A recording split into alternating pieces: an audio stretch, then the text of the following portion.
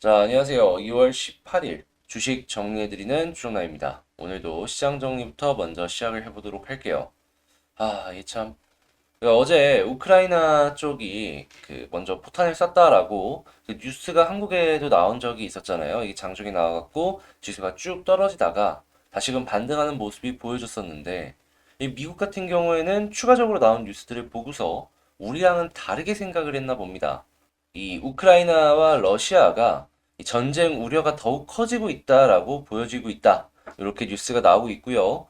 그리고 이제 서로 상대 측이 성제 공격을 했다라고 나서면서 공방을 펼치고 있어가지고 이쪽의 불안감은 더욱더 커지고 있다. 그래서 미국 증시 안심할 단계 아니라 지정학적 리스크 커졌다. 이렇게 얘기들이 나오면서 미국 증시는 하락하는 모습이 나왔습니다. 일단 조 바이든 대통령 같은 경우에는 백악관 연설을 통해서 러시아가 우크라이나를 침공할 가능성이 매우 높다라고 하면서 며칠 내에 공격이 일어날 수 있다 경고까지 했는데요. 제가 이전에 한번 말씀을 드렸었는데 우크라이나 같은 경우에는 땅이 녹기 시작을 하면은 진흙이 굉장히 많은 구조입니다. 지정학적인 위치가 그렇다라고 해요. 하다 보니까 이 3월 달이 만약에 지나게 되면은 그 진흙에 있는 물이 빠지기까지 한 달에서 한 달 반 정도를 그냥 지켜봐야 된다라고 하는데 러시아 입장에서는 이 진흙이 많아지는 그 시기 이전에 쳐들어가고 싶어질 거 아니에요. 자, 하기 때문에 만약에 쳐들어간다라고 하면은 3월 이전을 집중해서 지켜봐야 된다. 이렇게 말씀을 드리도록 하겠습니다.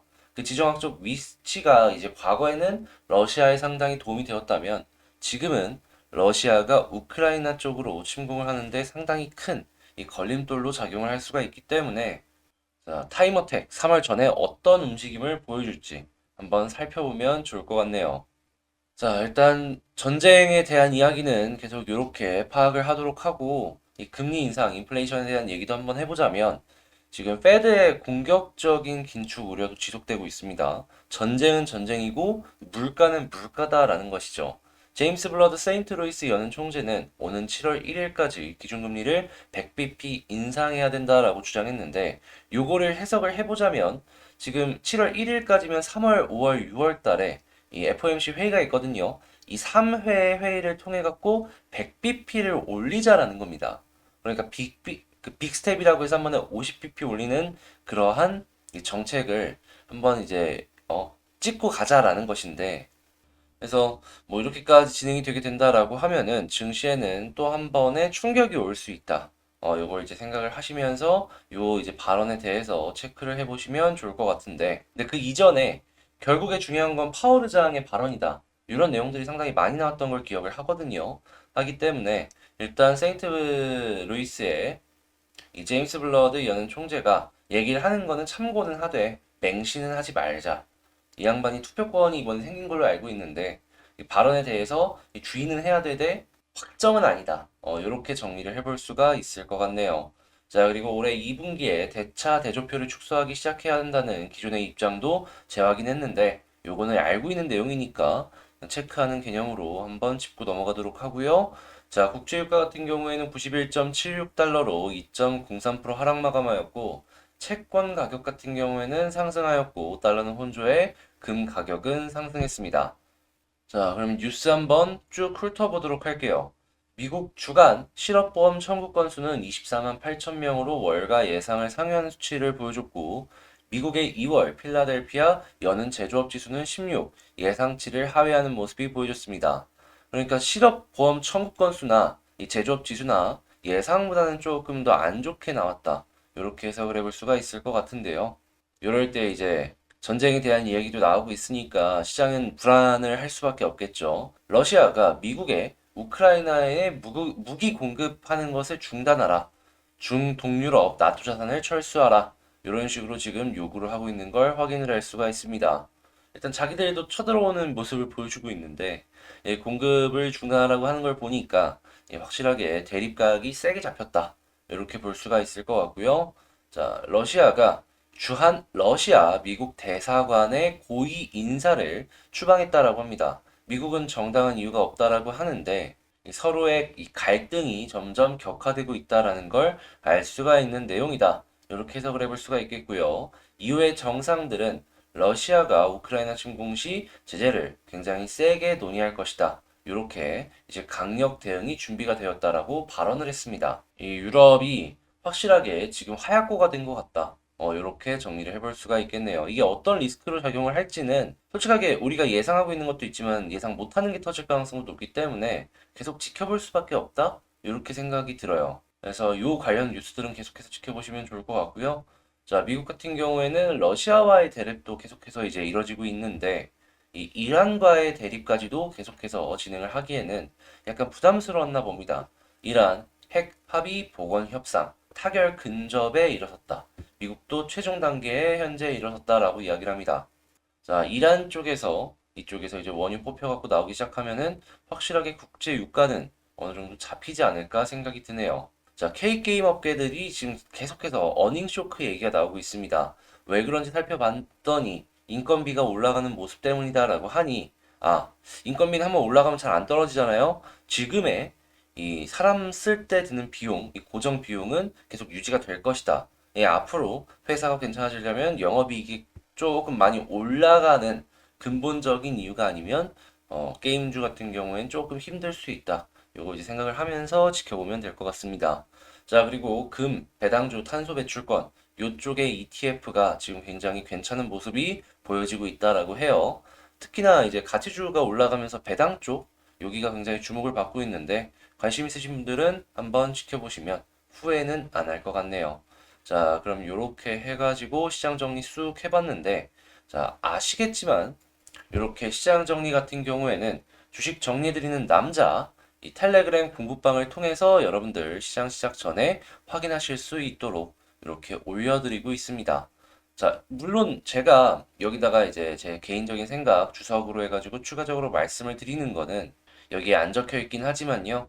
그래도 이것만 하더라도 충분히 여러분들 참고하시면서 지켜보실 수 있기 때문에 들어오셔가지고 보시면 공부 되실 것이다라고 생각이 드는데요. 뭐 요거 말고도 내용들 어떤 거 올라가는지 말씀드리면 뉴스도 올려드리고 있고요. 공부할 수 있는 리포트 요것도 이제 하루에 막 열 몇 개씩 나오고 막 스물 몇 개씩 나오는데 골라서 이렇게 정리해서 올려드린다. 자, 그리고 이것 말고도 막 수급 분석한 것들 이런 것들도 올려드리고 있으니까 자, 요 내용 같은 경우에 확인하고 싶다라고 생각을 하신다면 제 개인 채널 거기 이제 메인 들어가시면 커뮤니티 탭 있잖아요. 거기에 요 링크 있습니다. 들어오는. 예, 그 링크 통해서 들어오시면 될 것 같고 자, 멤버십 역시도 계속해서 이제 운영을 진행을 하고 있으니까 뭐 어제 같은 경우에는 되게 좋은 거 좀 많이 골라갖고 엄선해서 이제 올렸거든요. 이런 거 이제 궁금하신 분들 같은 경우에는 들어오셔가지고 자, 이 텔레그램 공부방에서 저랑 같이 공부를 하시면 되겠습니다. 그러면 시장 정리했으니까 개별 종목 한번 보도록 할게요. 제가 이번에 가지고 온 종목은 HMM을 가지고 왔습니다. 야, 역시 HMM 제가 기억하실지 모르겠는데 요날 60일선만 돌파해주면 괜찮다 말씀드렸는데 역시 이 종목의 핵심은 61선이었다. 다시 한번 오늘도 이렇게 안 좋은 시장 속에서 약간이지만 올라가 주는 걸 보여주면서 확인이 가능한 걸 알 수가 있겠습니다. 자, 이걸 기본적으로 보면서 뉴스부터 하나씩 살펴보도록 할게요. 자, HMM 역대 최고 실적, HMM 10% 이상 급등 이렇게 이야기를 하고 있는데 이 실적이 HMM이 올라가는 데 있어서 굉장히 큰 도움을 주고 있다는 걸 알 수가 있겠습니다. 게다가 지금 시장 상황 자체가 이 돈을 버는데 저평가를 받고 있는 기업들이 올라가주는 모습을 보여주고 있어요. 이유에 대해서 정말 간단하게 설명을 드리자면 지금 이 금리 인상에 대한 이야기가 계속해서 나오고 있잖아요. 한 번에 50bp를 올리는 빅스텝부터 시작을 해가지고 연이은 금리 인상이 이어지는 것이 아니냐라는 의견들까지 나오며 이 금리 인상이 진행이 되면 시장의 유동성이 떨어지잖아요. 하다 보니 성장주 역시도 좀 떨어지는 모습이 보여지게 되고 요 자금들이 이 돈을 버는데 저평가를 받는 가치주들로 이렇게 옮겨가고 있다는 것이죠. 근데 HM 같은 경우에는 한국 증시에서 돈 번 대비 주가를 기준으로 봤을 때 가장 저평가가 되고 있죠. 가장. 예, 퍼가 제가 알기로는 2 초반? 초중반? 이렇게 유지가 되고 있는 걸로 알고 있습니다. 그만큼 이 HMM이 갖고 있는 이 주가는 굉장히 저평가가 되고 있는 상황이다라는 걸 알 수가 있는데 근데 왜 저평가가 됐는지에 대해서는 이제 이것도 생각을 해봐야 되잖아요. 근데 이 부분에 대해서는 간단하게 설명을 드리자면 현재 HMM이 회사가 예전에 되게 어려웠을 때 이 한국 산업은행이랑 해양진흥청인가요? 여기서 이 시비를 통해서 회사가 살아날 수 있도록 투자를 해줬습니다. 근데 이제 산업은행 같은 경우에는 시비를 주식으로 전환을 하면서 이 대주주가 되었죠. 그러면서 컨트롤하는 모습을 보여줬었는데 이 문제는 요 해양진흥청이 문제였습니다. 이 HM 같은 경우에는 이 아무래도 이 해양진흥청 이쪽이 국가기관이다 보니까 이 시비를 주식으로 전환을 안 하겠지라고 생각을 했는데 이 돈을 벌고 나서 조기상환을 하려고 하니까 얘네가 주식으로 바꿔버린 거예요. 그러면서 1대주주 산업은행, 2대주주 해양진흥청이 돼버린 건데 이제 이 전환을 했으면 끝난 것이 아니냐라고 생각할 수 있겠지만 여전히 많은 시비가 전환 안 된 상태로 남아있는 걸 확인을 할 수가 있습니다. 그 단위는 조단인데 차트를 보면은 여기 좀 위쪽에 있잖아요.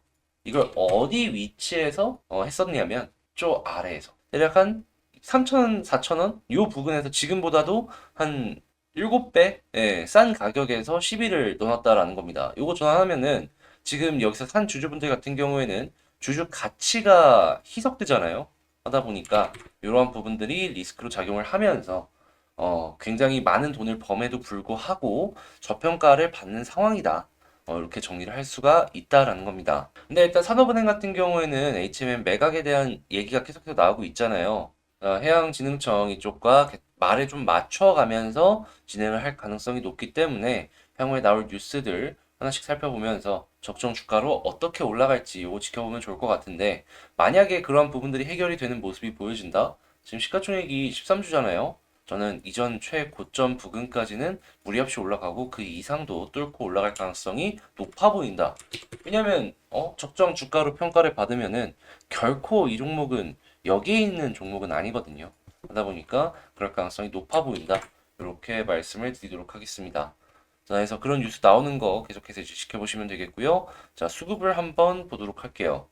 일단 수급을 보면은 어제 야, 드디어 외국인이 정말 많은 양의 물량을 들어와 주기 시작한 걸 확인을 할 수가 있습니다. 물론 그 이전에 요 아래쪽 부분에서 차근차근 매수를 한 걸 확인을 할 수가 있는데 조금 올라가나 싶더니 던졌잖아요. 근데 다시 여기서 주가가 올라가는 데 있어서 돈을 넣어준다? 이 이야기는 뭐냐면 추가적으로 더 올라갈 가능성이 높다. 외국인이 많이 팔아갖고 이렇게 떨어진 그런 종목 중에 하나였거든요.